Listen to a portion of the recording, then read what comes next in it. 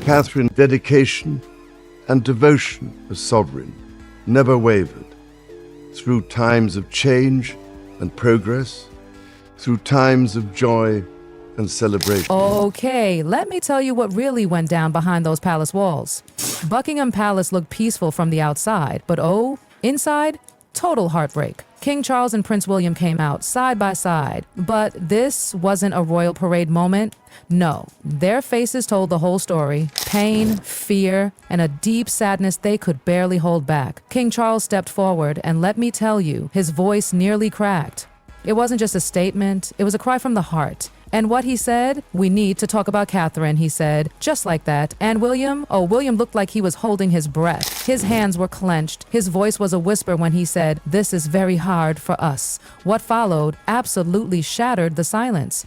The news about Catherine wasn't just serious. It was earth-shaking. Everyone in the room felt it, the heartbreak, the fear, the weight of what was to come. This wasn't just a press event. This was family. Inside the golden halls of Buckingham Palace, hours after the Trooping the Color ended, the energy had shifted. The crowd outside still buzzed with excitement, but inside, you could feel the change. Everyone gathered, curious about what the king had to say. But the moment he stepped up, the entire room froze. And Charles, he wasn't just a monarch. He was a man, a father, a grandfather, and most of all, someone who had known what true suffering feels like. He looked toward Catherine with so much love, and when he spoke, his voice came straight from the depths of his heart. He didn't talk about titles, he didn't talk about crowns. He talked about Catherine, the woman, the light of their family. She's been the quiet strength, the gentle soul, the one who carried the weight of the family in her smile. Charles described how she never backed down, even when storms swirled around her. Her cancer diagnosis earlier that year had rocked the nation. Everyone was scared. But then came the joy of her remission. And Charles, he knew that journey well. He'd walked it too. His words trembled. This wasn't royal formality. This was deep, personal love and admiration. He turned to William, and in that look, everything. No need for words. Just a glance full of pride, love, and solidarity. Charles didn't stop there. He said it clearly. Catherine wasn't just a wife or a mother or a princess. She was the heart of the monarchy. She made the palace feel like a home. She brought balance. She brought simplicity. And Charles, he made one thing clear. She was shaping the future of the royal family. But not with rules or traditions, with kindness. Charles dreamed of a modern royal family, one that listened more than it spoke, one that wasn't just about crowns and ceremonies, but about healing, helping, and being real. And Catherine was right at the center of that dream. Her patience, her fresh ideas, her empathy. That's what the monarchy needed now more than ever. Behind closed doors, she and Charles had talked, really talked, about the future, about what truly mattered. This was not just monarchy business. This was family. This was love. This was legacy. The moment Charles finished, all eyes turned. Prince William stood up, and oh, his face. His body was still, but his eyes, they held the weight of everything he was feeling. He looked at Catherine with so much love, it made people tear up. And when he started speaking,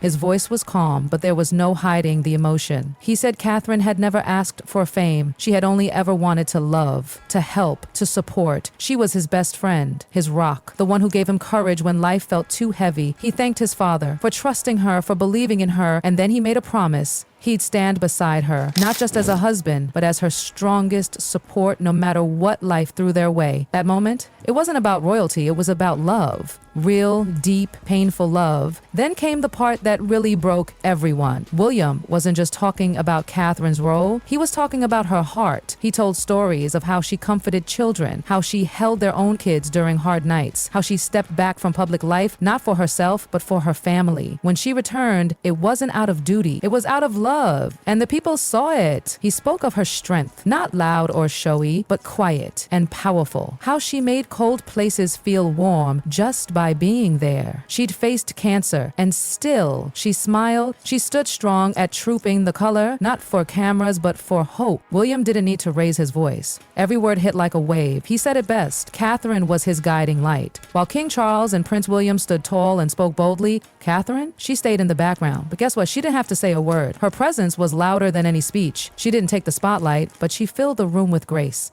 Her gentle smile, the way her eyes watched over her family, but it was like she held the entire palace together with invisible threads of love. And Here's the thing no one talks about. Catherine chose not to speak that day, not because she didn't care, but because she believed actions matter more than applause. She believed kindness in silence can echo louder than 1,000 headlines. While others spoke in microphones, she was whispering hope in the hearts of her children and loved ones. She was quietly planning, guiding, loving, not from a throne, but from a place of pure humanity. Inside those royal walls, Catherine wasn't bossing people around. No, she was offering quiet ideas, gentle nudges, thoughtful suggestions, and behind the scenes, she was building something powerful. She was shaping the future of the monarchy with soft touches, simple truths, and a deep, unwavering care for real people. You know what really made her stand out? She made the royals feel real. She didn't just wave from balconies. She walked her kids to school, held their hands, whispered reassurances when cameras flashed too brightly. Remember that time she brushed Princess Charlotte's hair at Wimbledon? It wasn't staged. It was just Catherine being mom, and people loved her for it. Before Catherine, the royal family sometimes felt like statues, beautiful but distant. But then came this woman from a loving middle-class family, and suddenly everything felt warmer. Through her, people saw royals laugh, cry, comfort, and be human. She made them feel relatable, approachable, real. She worked quietly but fiercely. She didn't just want to cut ribbons. She wanted to change lives. Through the Royal Foundation, she focused on children, families, mental health, not flashy, not for show, but deep, lasting work. And when King Charles introduced that new mental health initiative for schools, let's be honest, everyone knew that was Catherine's idea. Even if her name wasn't in lights, her fingerprints were all over it. Remember when the palace first broke the news about Catherine's surgery? Everyone thought she'll be fine, she just needs rest. But then, the diagnosis, cancer. That word hit like thunder. And suddenly, it didn't matter that she was a princess, she was a mother, a wife, a woman, and she was scared. But here's the part that will never be forgotten. Catherine sat in front of a camera, no makeup, no glitter, just real emotion, and she told the world the truth. She was starting chemo, she wanted to be honest, but most of all, she wanted to protect her children. That video, it broke hearts and built love all at once. People across the world cried for her, prayed for her, sent letters, flowers, support from every corner. Because even in pain, Catherine didn't ask for sympathy. She simply said, "This is where I am, and I'm holding on to hope." Then came that beautiful moment.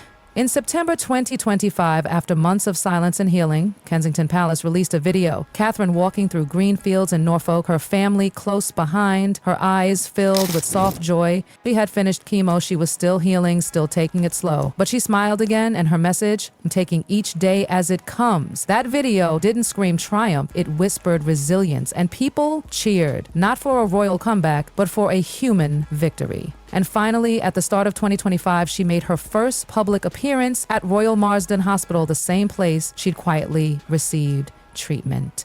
Everyone there could feel it. This wasn't just a visit, it was a homecoming. A woman who had walked through darkness and returned with light. When Catherine first stepped into the public eye, people had doubts. Can she handle the pressure? She's too soft. But Catherine didn't fight to be seen. She walked gently. She let kindness speak, and oh, how it spoke. She didn't need grand speeches. She needed children's laughter, families' trust, and small acts of real love. She stood up for children's mental health. She started national conversations. She gave mothers the courage to speak out about their own struggles. And she showed us royalty isn't about birthright. It's about heart. Remember when she donated her hair quietly to make wigs for kids with cancer? No press, no announcement. Just love. And now, Catherine isn't just a princess. She's a blueprint for what royalty should be. Not cold, not distant, but warm, real, brave. Even during COVID, she worked with BBC's Tiny Happy People to bring light to families stuck in dark times. She led missions to gather baby essentials. She supported addiction recovery, healthcare workers, young athletes, and aspiring artists. Everywhere she went, she left light. And when King Charles spoke about a new royal future, a smaller family closer to the people, he wasn't talking about cutting staff. He was talking about building heart. And at the center of that heart was Catherine. At the end of that unforgettable conference, the moment that broke everyone wasn't a speech, it was a glance. King Charles looked at Catherine, really looked at her, and with that soft gaze full of emotion and awe, he didn't just see a royal, he saw the future. He saw the woman who had held their family together through pain, illness, and change. He saw the daughter he never had, the mother who raised the next generation, the woman who didn't just wear a crown, she carried carried the crown's meaning. And William, he couldn't stop looking at her either. The admiration in his eyes, it was deeper than duty. This was love, gratitude, devotion. They weren't just talking about the monarchy's future, they were showing it. And at the center of it all was Catherine.